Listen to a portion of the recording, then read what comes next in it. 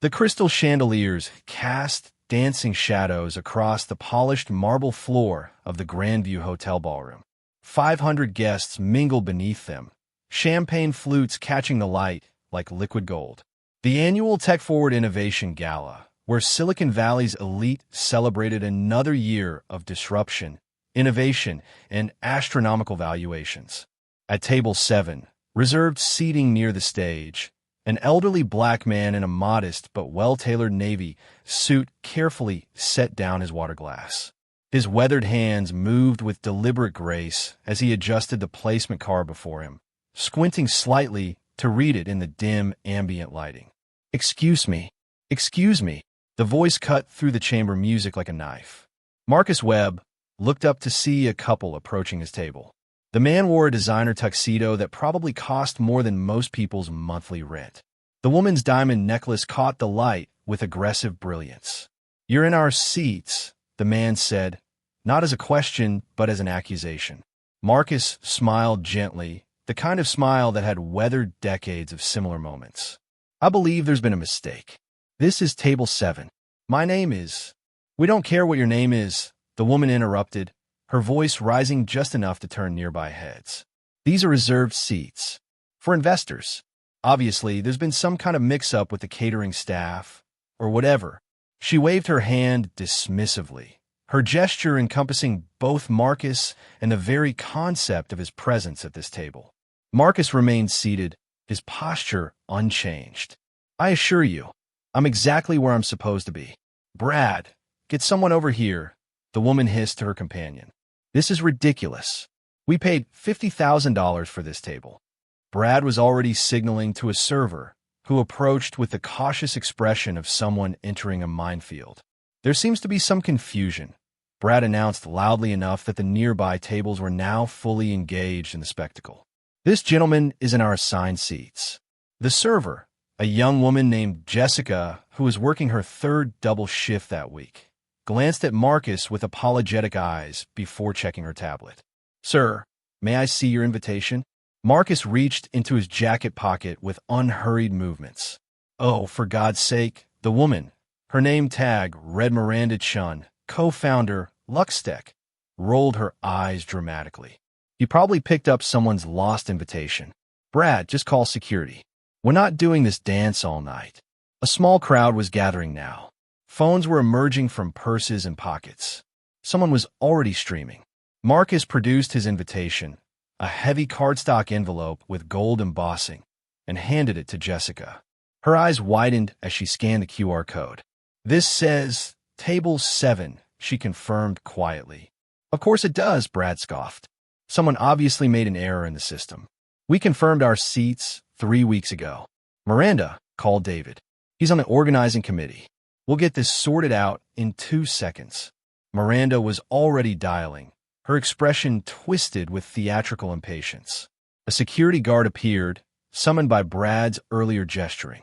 He was a large man with the wary eyes of someone who'd learned that trouble at these events usually came from the guests, not the servers. "What's the problem here?" he asked. "This man," Brad gestured at Marcus with barely concealed disdain, "is refusing to vacate our reserved seats. We're major sponsors of this event. Our company donated $100,000 to the scholarship fund, and we're being treated like—" "Sir, did you pay for these seats?" The security guard addressed Marcus directly. Before Marcus could answer, Miranda's phone conversation reached a crescendo. "David, finally, we're at table 7 and there's situation. Some old guy is in our seats. And what? No, I don't care what the system says. David, listen to me.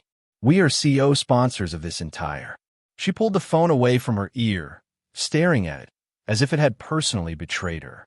"He hung up on me," she announced, her voice sharp with disbelief. He actually hung up. More phones were recording now. Marcus could see the notification lights blinking in the darkness beyond the immediate circle of confrontation. Hashtag Tech Gala was probably already trending.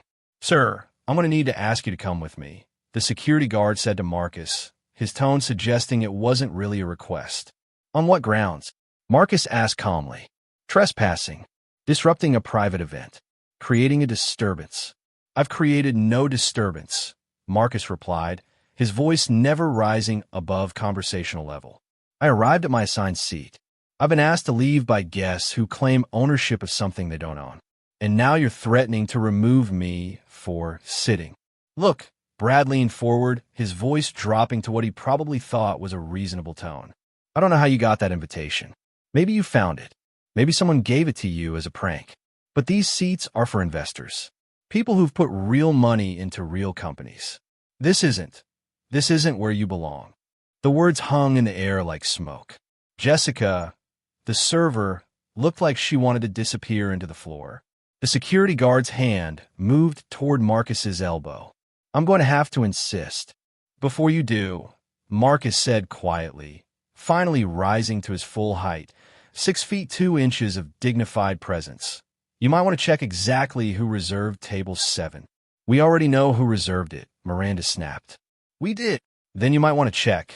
Marcus continued as if she hadn't spoken, who reserved tables 1 through 6 as well. The security guard paused.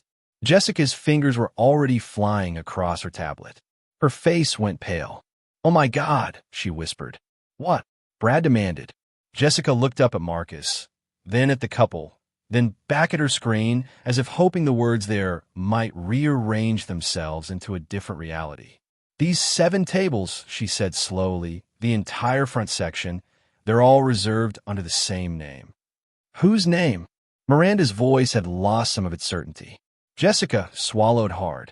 But before she could answer, a commotion erupted from the ballroom entrance.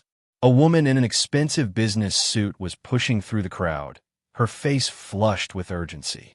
Mr. Webb, I am so sorry. Traffic was absolutely. She stopped dead, taking in the scene. The security guard's hand on Marcus's arm. The phone's recording. The crowd watching.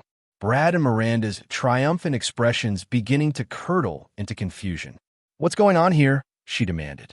And in that moment, Marcus Webb smiled. Not triumphantly, not angrily, but with the quiet certainty of a man who had learned patience through fire. That, he said softly, is an excellent question.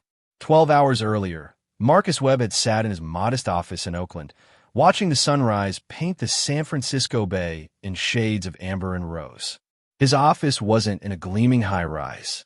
It occupied the second floor of a converted warehouse in a neighborhood that tech money was just beginning to discover. The space smelled like old wood and fresh coffee. The furniture was practical, not designer. The only expensive items in the room were the photographs on the walls. Pictures of businesses, ribbon cuttings, smiling faces of entrepreneurs who'd been given a chance when no one else would take the risk. Marcus had been awake since 4:30, as he had been every morning for the past 43 years. His morning routine never changed. Coffee black. Review of overnight emails from portfolio companies. He had equity stakes in 17 businesses, ranging from a bakery in Alameda to a biotech startup working on affordable insulin.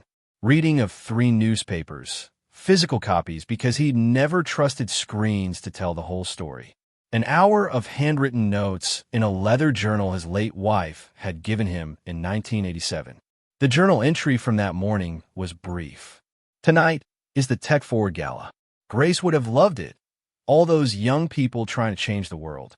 She always said, I should be more visible, step into the light. But visibility has never been the point. The work is the point. Still, David insists my presence matters. Perhaps he's right. Perhaps they need to see that investment can come from places they don't expect, from people who don't fit their mental picture of success. Or perhaps I'm just an old man who should stay home and let the young ones enjoy their party. He closed the journal and looked at the photograph on his desk. Grace, captured in sunlight 35 years ago, laughing at something outside the frame. She'd been gone for 8 years, but her voice still guided him through moments of doubt. You didn't build all this to hide from it, she would have said. You built it to prove something. So prove it. Marcus Webb's story wasn't the kind that usually made headlines. He'd been born in 1944 in Birmingham, Alabama, to parents who cleaned houses for white families and believed education was the only inheritance worth leaving. He'd learned to read before kindergarten. He'd learned to be invisible in spaces that didn't welcome him. He'd learned that intelligence without humility was dangerous for a black boy in the South. He'd put himself through Morehouse College working night shifts at a printing plant. He'd earned an MBA from Howard University while raising his first daughter. He'd spent 15 years working for financial institutions that repeatedly passed him over for promotions they gave to less qualified white colleagues. In 1985, at age 41, he'd taken his modest savings and started his own investment fund. Grace had mortgaged their house to help. "We're betting on you," she'd said simply. The first 10 years had been brutal. Traditional venture capital didn't trust a black investor from Oakland who wanted to fund businesses in neglected communities. The entrepreneurs he believed in, women, immigrants, people of color, struggled to get meetings with other investors. His fund grew slowly, carefully, one relationship at a time. But Marcus had something the flashy VC firms didn't have: patience. He'd invested in a Latina entrepreneur's organic food company in 1987 when everyone told him specialty foods were a fad. That company now supplied Whole Foods nationwide. He'd backed a Vietnamese immigrant software business in 1993 when everyone said enterprise software belonged to the big players. That company had been acquired by Oracle for $800 million. He'd funded a black woman's medical device startup in 2002 when everyone said the regulatory pathway was too complicated.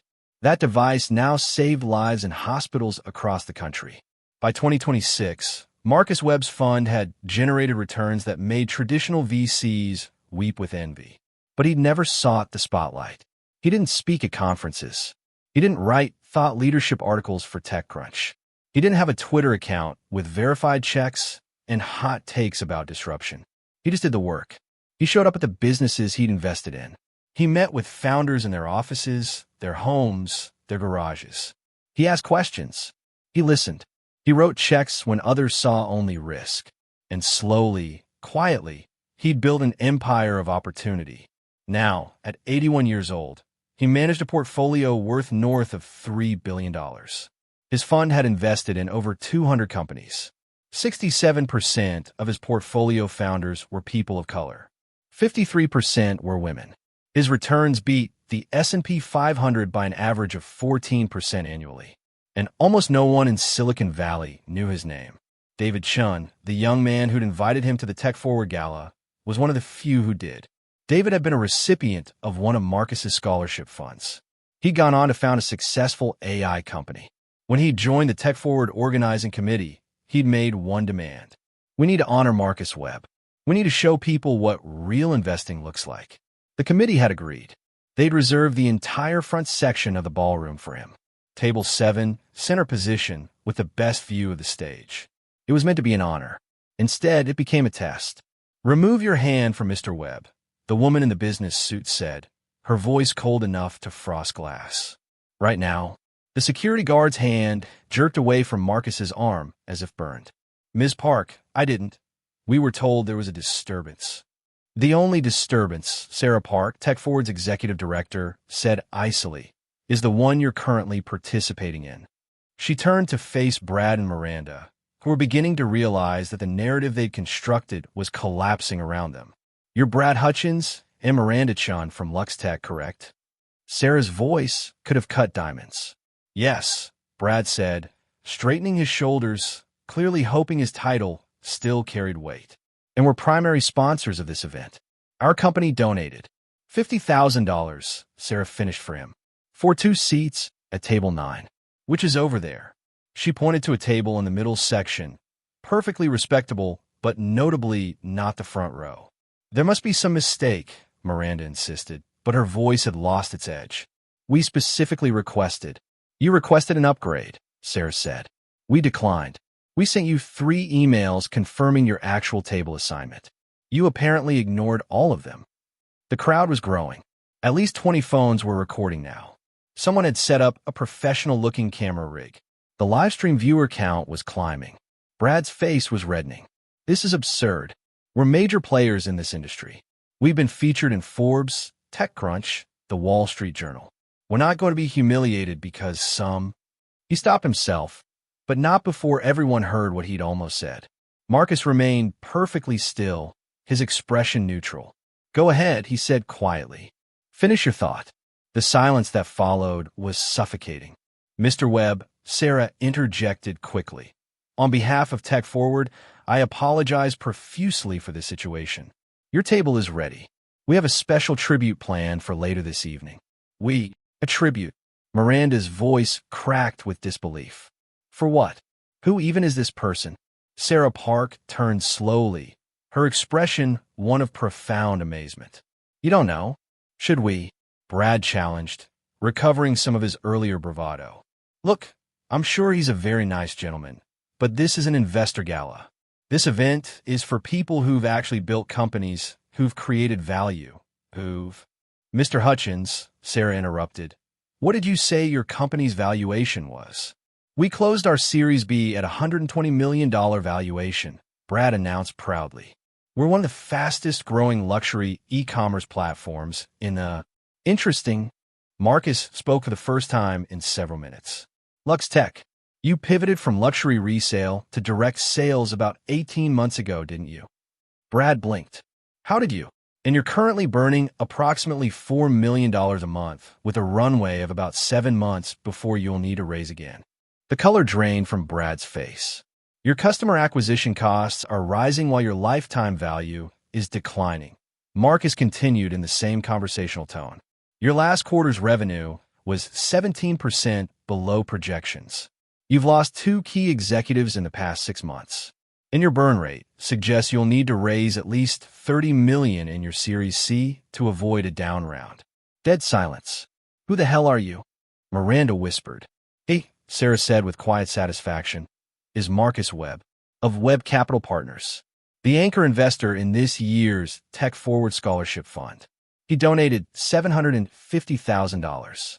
He also owns equity stakes in 9 of the companies presenting here tonight, including the keynote speaker's company. She paused, letting that sink in, and he reserved the entire front section because he wanted to bring guests. Founders he's mentored, scholarship recipients he's funded, young people who wouldn't otherwise have access to events like this. Jessica, the server, was scrolling frantically through her tablet. Oh my God, she breathed. Table 1 is reserved for the founder of TechBridge. Table 2 is the CEO of Clear Vision Medical. Table 3, these are all billion-dollar companies. Companies he invested in, Sarah confirmed, when they were nothing but ideas, when no one else would take the risk. Brad looked like he might be sick. Miranda's diamond necklace suddenly seemed less brilliant, more like a noose of carbon catching the light while the walls closed in. There's been a misunderstanding, Brad started, his voice weak. Has there? Marcus asked gently. The question hung in the air like smoke from fire that was just beginning to catch. You saw an elderly black man sitting alone at a front row table. Marcus continued, his voice still soft but carrying clearly in the absolute silence that had fallen. And your immediate assumption was that I didn't belong there, that I must have made a mistake, that I was, in your words, catering staff, or whatever. That's not. I didn't mean, Miranda stammered. You meant exactly what you said, Marcus replied. You always do. A new voice cut through the tension. Marcus, a tall black woman in her 40s, was pushing through the crowd. She wore a sleek red dress and an expression of barely controlled fury. Dr. Williams. Marcus greeted her warmly. Don't you dare Williams me, she said, though her eyes were soft despite her words. I'll leave you alone for 5 minutes, and you're causing trouble. She turned to face the crowd, many of whom were beginning to recognize her. For those who don't know, she announced, I'm Dr. Jennifer Williams, founder and CEO of Clear Vision Medical Devices. Our company just passed $1 billion in revenue. We employ over 3,000 people. We've developed medical technology that's being used in hospitals in 47 countries. She paused, and none of it would exist without Marcus Webb. He was the only investor who believed in a 30-year-old black woman with an idea for a better diagnostic tool. Every other VC in the Bay Area told me my market was too small, my timeline was too aggressive, my team was too inexperienced. She placed her hand on Marcus's shoulder. Marcus wrote the first check. Then he introduced me to manufacturers, helped me navigate FDA approval, connected me with my first hospital clients. He did the same thing for dozens of other founders. While the rest of Silicon Valley was chasing unicorns, Marcus was building sustainable businesses that actually improve people's lives. More people were emerging from the crowd now. A South Asian man in his 30s. He funded my software company when I was coding in my garage. A Latino woman. He believed in my organic food business when everyone said specialty foods were a dying industry. A young white man. He gave me a scholarship that let me finish my degree. I wouldn't be here without him. Brad and Miranda stood frozen as the testimonials piled up around them like walls of a prison they'd built themselves. The live stream had over 10,000 viewers now. Comments were scrolling too fast to read. I think, Sarah Park said quietly, we need to have a conversation in private. Mr. Hutchins, Ms. Chun, if you'd come with me. But the gala is starting, Miranda protested weakly. Your participation in tonight's events, Sarah said carefully, is currently under review. The words landed like a gavel. Brad's phone was already ringing. He glanced at the screen, and his face went gray. It's our board chairman, he muttered. You should probably take that, Marcus suggested gently. The ballroom lights dimmed. A spotlight hit the stage. David Chun, the young AI founder who'd organized Marcus's tribute, stepped up to the microphone. He'd clearly been waiting in the wings, watching the entire confrontation unfold. Good evening, everyone, he began. We're going to shift our program slightly. He looked directly at Table 7, where Marcus had finally taken his seat. TechForward exists to celebrate innovation.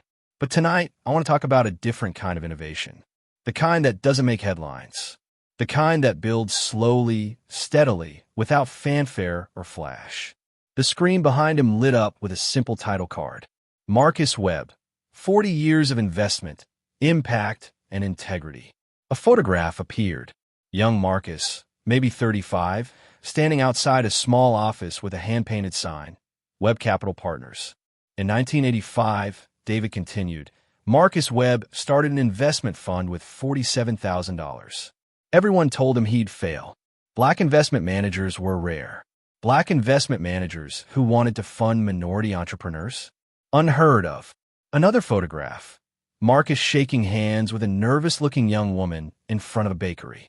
His first investment was $3,000 in a Salvadoran woman's bakery business. People laughed. They said bakeries weren't venture capital. They said he was wasting his money. Another slide. The same bakery, now a chain of 30 locations. That bakery now has annual revenue of $47 million. The room was silent except for David's voice. More slides appeared. More stories. The Vietnamese software entrepreneur whose company changed enterprise computing. The Mexican engineer whose manufacturing process revolutionized solar panels. The single mother whose childcare app became essential for working parents nationwide. All of them funded by Marcus Webb when no one else would take the risk. Over 40 years, David said, Marcus has invested in 213 companies. 147 are still operating. 63 have been successfully acquired. 3 have gone public. The numbers appeared on screen. His fund has generated total returns of over $4 billion. A pause. But here's what makes Marcus different. A new slide. Photographs of schools, libraries, community centers. Every year, he donates 30% of his personal profits to educational initiatives. He's funded scholarships for over 1,500 students. He's built computer labs in underfunded schools. He's created mentorship programs that connect young entrepreneurs with experienced business leaders. David's voice grew quieter, more personal. I was one of those scholarship recipients. My family immigrated from Taiwan when I was 12. We had nothing. I was working at a grocery store, trying to save for community college. I'd never even heard of Stanford until a counselor told me about the Webb Scholarship Program. He had to pause, visibly emotional. Marcus didn't just pay for my education. He met with me quarterly throughout college. He introduced me to my first investors. When I started my company, he was one of the first people I called. Not for money. I called because I needed to hear him say what he always says. David looked at Marcus. Do the work. Trust the process. Build something that matters. The audience was silent. On screen, a final slide appeared. Marcus standing in front of a group of young entrepreneurs, all of them smiling, all of them looking at him with obvious respect and affection. Marcus Webb has spent 40 years doing something radical, David said. He's invested in people, not just ideas. He's built relationships, not just portfolios. He's created opportunity in communities that traditional venture capital ignored. And he's done it all without seeking recognition, without demanding credit, without needing the spotlight. David smiled. Tonight, we're shining that spotlight anyway. Ladies and gentlemen, it is my honor to present the TechForward Lifetime Achievement Award to Marcus Webb. The room erupted in applause. Every person standing. A standing ovation that went on and on. Marcus rose slowly from his seat, making his way toward the stage with the careful dignity of a man who'd learned never to rush, never to stumble, never to give anyone reason to doubt his right to be where he stood.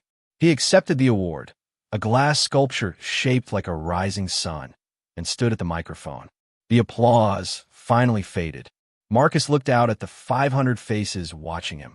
His gaze swept across the crowd, landing briefly on Brad and Miranda, who stood near the exit with Sarah Park and two members of TechForward's board. When he spoke, his voice was gentle but carried to every corner of the room. Thank you, David. Thank you all. He set the award down carefully on the podium. I'm going to say something that might make some of you uncomfortable, he began.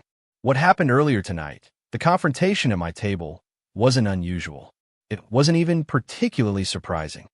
A collective intake of breath. I've spent 8 decades in a body that many people see before they see me. I've walked into rooms where my presence was questioned.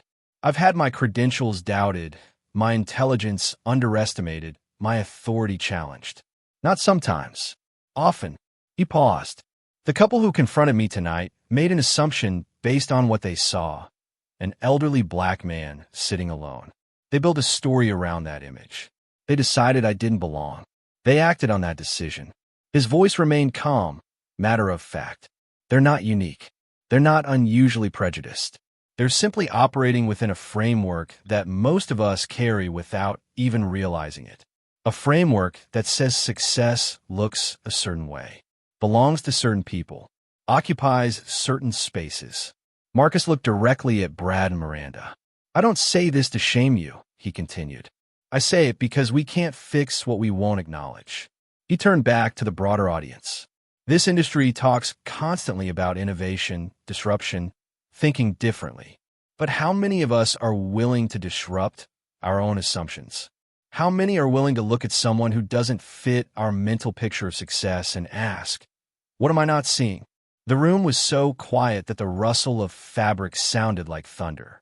Every person I've ever invested in was dismissed by someone.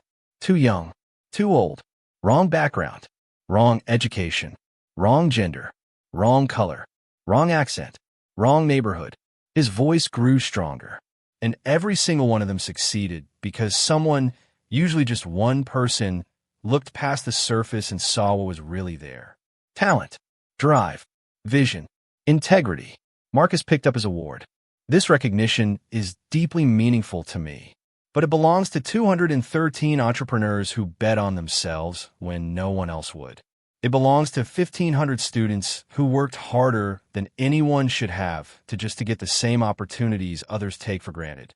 It belongs to my late wife, Grace, who mortgaged our home to fund my first investment and never once doubted. His voice softened. And it belongs to everyone in this room who chooses every day to see people clearly, to look beyond assumptions, to invest in potential rather than pedigree. He paused one more time. Tonight asked a simple question. Who belongs at the table? He looked around the ballroom. The answer is everyone who does the work, everyone who creates value, everyone who builds something that matters. Marcus smiled, warm, genuine, without a trace of bitterness. I hope you'll all join me at table 7. All of the tables I reserved are for exactly this purpose. To share space, to share stories, to build connections across the lines we usually don't cross. He stepped back from the microphone. The applause started again, but this time it was different. Not performative, not obligatory, something deeper, something that sounded like recognition, like reckoning. like change beginning to stir. The video went viral within hours. By midnight, hashtag Marcus Webb was trending on Twitter, TikTok, and Instagram. The livestream had been viewed over 2 million times. News outlets were calling. Morning shows were requesting interviews. But the real consequences were unfolding in private. At 11:47 p.m., Brad Hutchins and Miranda Chun sat in a conference room at Luxtech's offices, facing their board of directors via video call. "We've lost 3 major clients in the past 4 hours," their chairman said, his voice flat with controlled fury. "Our social media is being bombed. The hashtag boycott Luxtech is trending. Our stock price, if we were public, this would be catastrophic."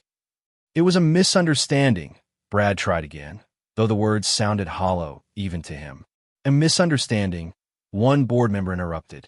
"You publicly humiliated one of the most respected investors in Silicon Valley. You had security called on him.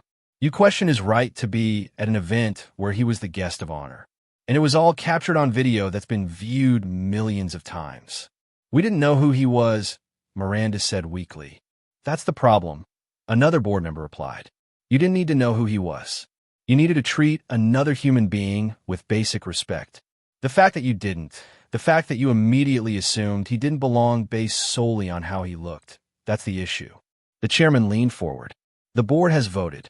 Effective immediately, both of you are being placed on administrative leave while we conduct an internal investigation.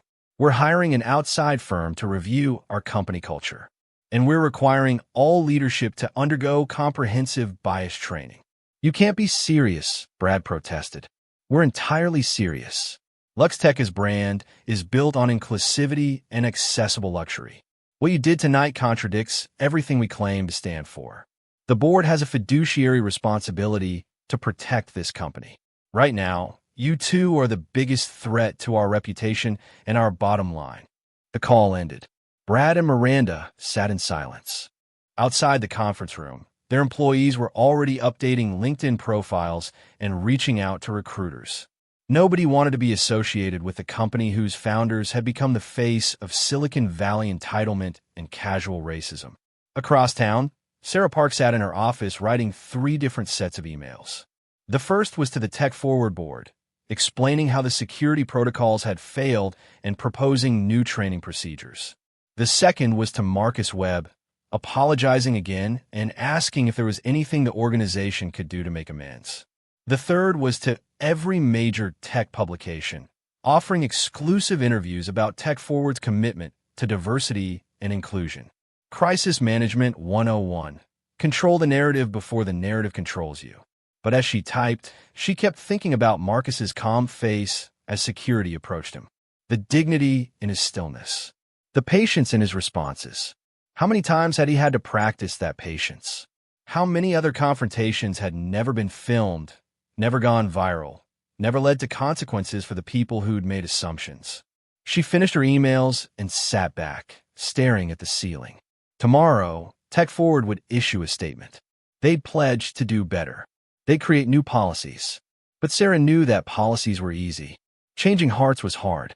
In the lobby of the Grandview Hotel, a junior reporter for a tech blog was interviewing attendees as they left. "What did you think of the incident with Marcus Webb?" she asked a woman in her 50s. The woman paused. "It was horrible, but also necessary, maybe. Like we all saw something we've probably participated in without realizing it. I've definitely made assumptions about people based on how they look. Tonight made me see it clearly." Another attendee, a young man in his 20s, "I just started my first startup. Watching Marcus speak, that's the kind of investor I want to be someday. Not the flashy kind. The kind who actually helps people build something real." An older venture capitalist who'd been in the industry for decades. "We've got a serious problem in this industry. We talk about meritocracy, but we only invest in people who look like us, sound like us, went to the same schools as us. Marcus has been showing us a better way for 40 years. Maybe now we'll finally pay attention." The interviews would be published online by morning. The conversation was just beginning. At 2:30 a.m., Marcus Webb sat in his living room in Oakland, reading through the hundreds of messages that had flooded his phone. Many were from former portfolio companies, expressing support and solidarity. Some were from strangers, sharing their own stories of being dismissed, doubted, denied access. A few were apologies from people who recognized themselves in Brad and Miranda's behavior. One message made him pause. It was from a young woman named Keisha, a scholarship recipient he'd funded 3 years ago. "Mr. Webb, I saw what happened tonight. I'm so sorry you had to experience that. But I want you to know something. Watching you stand there with such dignity, watching you speak truth without anger, it reminded me why I'm doing this. Why I'm pushing through all the doors that keep trying to close. Because of you. Because you showed me that our presence in these spaces matters. That we belong. Not because we're allowed to be there, but because we've earned it. Thank you for being who you are. Thank you for showing us the way." Marcus read it 3 times. Then he closed his eyes and let himself feel the weight of the evening. The exhaustion of being tested. The sadness of seeing familiar patterns repeat. The hope that maybe this time something might actually change. Grace's photograph watched him from the mantel. "You proved it," he imagined her saying. "Now rest." He allowed himself a small smile. Then he opened his laptop and began drafting an email to the 23 entrepreneurs who'd been scheduled to join him at tables 1 through 7. The gala might have been disrupted, but the real work, the connections, the mentorship, the building of community, that would continue. It always had. It always would. 3 days after the gala, Marcus was invited to speak at Stanford's Graduate School of Business. The lecture hall was packed beyond capacity. Students sat in the aisles. Faculty stood along the back wall. Local media had been granted special access. Everyone wanted to hear from a man who'd become an unlikely viral sensation. Marcus stood at the podium in the same navy suit he'd worn to the gala. "I'm not here to talk about what happened at the TechForward Gala," he began. "Or rather, I'm not here to talk about it the way you might expect." He looked out at the sea of eager faces. What happened that night wasn't about me. It was about something much larger. Something we need to discuss honestly if we're ever going to build the kind of industry we claim we want. He paused. Every year, I read dozens of articles about the pipeline problem, about how there aren't enough diverse candidates in tech, about how it's so hard to find qualified women, people of color, first-generation immigrants. His voice remained gentle, but his words landed hard. And every year, I watch investors pass on brilliant founders because they didn't go to the right schools, because they don't have the right connections, because they didn't grow up in the right neighborhoods, because they don't match the mental picture we've created of what success looks like. A student raised their hand. Marcus nodded. "But sir, don't you think experience matters? Pattern recognition? Like if you've seen certain qualities lead to success, isn't it logical to look for those qualities?" "Excellent question," Marcus replied. "Pattern recognition is useful. It's also dangerous, because patterns are built on historical data. And if that historical data is based on a system that excluded certain people, your patterns will simply replicate that exclusion." He clicked to a slide showing investment statistics. In 2024, less than 2% of venture capital went to Black founders. Less than 3% went to Latino founders. These numbers haven't meaningfully changed in over a decade. Another slide, success rates.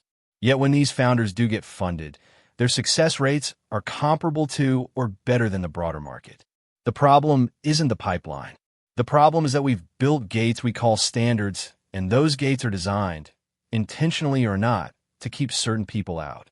A hand went up from a woman in the 3rd row. "How do we fix it?" Marcus smiled. "You start by questioning your assumptions. Every single one." He walked out from behind the podium, more comfortable now. When you see a resume and your first reaction is skepticism because the person didn't go to an Ivy League school, question that. When you meet a founder and think they're not CEO material because they don't match your mental picture, question that. When you walk into a room and assume you know who belongs there based on age, race, gender, or appearance, question that. His voice grew softer but more intense. "I've spent 40 years questioning my own assumptions, and I still get it wrong sometimes. We all do. But the difference between growth and stagnation is whether we're willing to recognize when we're wrong and do the hard work of changing." He looked directly at the students. "You're going to leave this school with incredible advantages. World-class education, powerful networks, access to capital. The question is, What will you do with those advantages? He paused. Will you use them to replicate the same exclusive systems that benefited you? Or will you use them to build something more expansive, more inclusive, more just? A young man in the front row spoke up. But what if inclusive investing means lower returns? Shouldn't we be optimizing for profit? Marcus nodded slowly. I'm going to tell you something that might surprise you. My fund has outperformed the S&P 500 by an average of 14% annually for 40 years. My inclusive investing strategy hasn't cost me returns. It's generated them. He clicked to another slide showing his fund's performance. You want to know why? Because I'm fishing in waters that other investors ignore. I'm finding talented people who are hungry, driven, and underestimated. They work harder because they've had to. They're more creative because they've had to be. They're more loyal because they remember who believed in them when no one else would. He smiled. Inclusive investing isn't charity. It's smart business. But only if you actually believe that talent is evenly distributed even though opportunity is not. The room was silent. Here's what I want you to remember, Marcus said, his voice carrying a lifetime of hard-won wisdom. Dignity is not negotiable. Respect is not optional. And your right to be in any space you've earned doesn't depend on anyone else's recognition. He looked around the room. The couple who confronted me at the gala made a mistake. But I don't hate them. I don't even particularly blame them. They're products of a system that taught them who belongs and who doesn't. We're all products of that system. The question isn't whether we've internalized biases. We all have. The question is whether we're willing to do the uncomfortable work of examining those biases and changing our behavior. He paused. That work is hard. It's ongoing. It never stops. But it's the only work that actually matters. Marcus picked up his notes. I'm 81 years old. I've built a successful career. I've accumulated more wealth than I ever imagined possible. And you know what I'm proudest of? He smiled. The 1,500 students who got educations they couldn't have afforded otherwise. The 213 entrepreneurs who built businesses that employ thousands of people. The communities that are stronger because someone invested in them when everyone else saw only risk. That's legacy, not the money, not the returns, not even the companies. The people, the opportunities, the doors opened. He looked out at the young faces watching him. You're going to have opportunities to open doors or close them, to see people clearly or reduce them to assumptions, to build systems that expand opportunity or replicate exclusion. His voice grew quiet but commanding. Choose carefully, because those choices don't just affect your portfolio returns. They affect real lives, real families, real communities. And years from now, when you're my age, you'll be measured not by how much wealth you accumulated, but by how many people you helped rise. Marcus stepped back from the podium. Thank you for your time. The applause started slowly, then built to a roar. But Marcus was already thinking about his next meeting. A young Somali woman with an idea for affordable housing. Everyone told her it couldn't be done. Marcus couldn't wait to hear her pitch. The Oakland warehouse district looked different in summer sunlight. Marcus walked slowly through the neighborhood, noting the changes. A new coffee shop where an empty lot used to be. Fresh paint on the community center. Kids playing basketball on a court that had been resurfaced. Small changes. Good changes. His phone buzzed. A text from Dr. Jennifer Williams. Clear Vision just hit 500 hospital clients. Couldn't have done it without you. Thank you for believing. He smiled and pocketed the phone. 6 months had passed since the TechForward Gala. The video had been viewed over 20 million times. It had spawned think pieces, panel discussions, and at least 4 different diversity initiatives from major VC firms. LuxTech had never recovered. Brad and Miranda had been forced out by their board. The company had rebranded, brought in new leadership, and donated $1 million to organizations supporting minority entrepreneurs. Their personal brands, however, were destroyed. The last Marcus had heard, Brad was working at a marketing firm in Kansas City. Miranda had left tech entirely. Some people called it justice. Marcus called it consequences. TechForward had implemented sweeping changes. New training protocols. Anonymous bias reporting. A commitment to diversity that went beyond performative statements. Sarah Park had hired a chief equity officer and given them real power to make changes. Progress. Real, measurable progress. But Marcus knew better than to call it victory. He'd lived too long, seen too many cycles of outrage followed by complacency. Real change took generations, not months. Still, there were bright spots. 3 major VC firms had reached out asking Marcus to speak to their teams about inclusive investing. Stanford had created a new scholarship fund in his name. His own fund had received applications from entrepreneurs who said they'd never considered seeking VC funding before because they didn't think people like them got funded. That was the real metric of change, not policies but participation, not statements, but stories from people who finally felt like the door might actually open. Marcus arrived at his destination, a small storefront with a fresh coat of paint and a new sign. Keisha's Kitchen, opening next month. Through the window, he could see the scholarship recipient who'd sent him that message the night of the gala. She was directing contractors, checking plans, her face bright with focused determination. She looked up, saw him, and broke into a huge smile. Marcus stepped inside. "Mr. Webb, you're early. I wanted to see the progress," he said, looking around the space that would soon be a restaurant serving West African fusion cuisine. "It's really happening," Keisha said, her voice full of wonder. "Sometimes I still can't believe it." "Believe it," Marcus replied. "You earned it." They walked through the space together. She showed him the kitchen layout, the seating area, the art from local artists she planned to feature. "I've been thinking a lot about that night," Keisha said quietly. "At the gala, how calm you were, how you didn't yell or get angry." "I was angry," Marcus corrected gently. "I've just learned that anger without strategy is just noise." "Is that why you gave that speech?" Keisha asked. "The one about dignity and respect?" Marcus nodded. "Rage can be righteous, but it rarely changes minds. I wanted people to actually hear what I was saying, not just react to how I said it." "Did it work?" He considered the question. "Some people heard it. Some people are trying to do better. That's all you can ask." Keisha looked at the blueprint spread across the table. "I want to do something," she said. "When the restaurant is established, when we're profitable, I want to start a program. Free business mentorship for young people from the community, especially girls, especially Black and brown girls who think entrepreneurship isn't for them." Marcus felt something warm expand in his chest. "That," he said, "is exactly right." They talked for another hour about suppliers, staffing, marketing, the 1,000 small decisions that turn a dream into reality.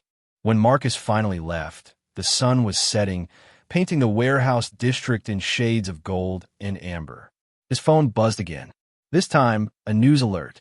Major VC firm announces $100 million fund dedicated to underrepresented founders. He clicked through to the article. The firm cited Marcus's Stanford speech as inspiration. Small changes. Good changes. Not enough. Never enough. But better than nothing. Marcus thought about Grace, who believed in him when belief was radical. He thought about the hundreds of entrepreneurs he'd funded over 4 decades. He thought about the students, the mints, the people who'd send him messages saying, "You showed me it was possible." Legacy wasn't built in viral moments.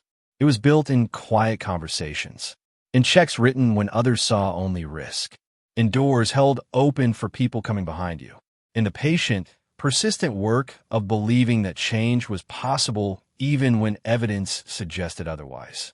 Marcus walked home slowly, his steps measured, his mind already on tomorrow.